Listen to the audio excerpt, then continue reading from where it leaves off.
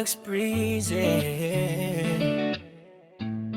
Oh, yeah, yeah. Oh, yeah. Sa hindi inaasahan pagkakataon, ika'y aking nakilala sa isang online game na kung tawagin ay PUBG. Nagkakahiyaan nung una pero hindi nagdagali, kay aking nakilala at naging kabiruan. Laging at umuwi galing trabaho para makalaro ang barkada, upang ika'y makasama at lubos pang makilala.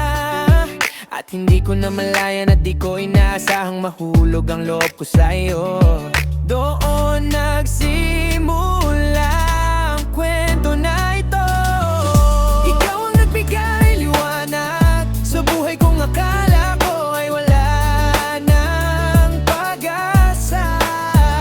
Salamat sa lahat at ika'y aking nakilala. Mahal na mahal kita.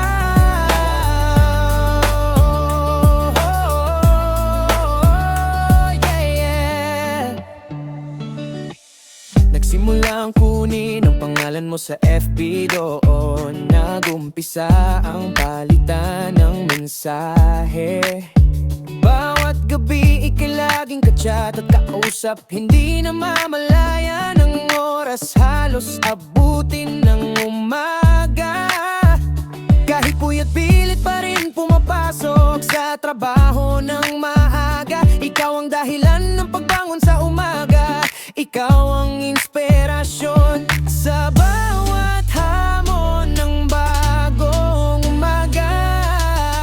Ikaw ang nagbigay liwanag sa buhay kong akala ko ay wala ng pag-asa. Salamat sa lahat at ika'y aking nakilala. Mahal na mahal kita.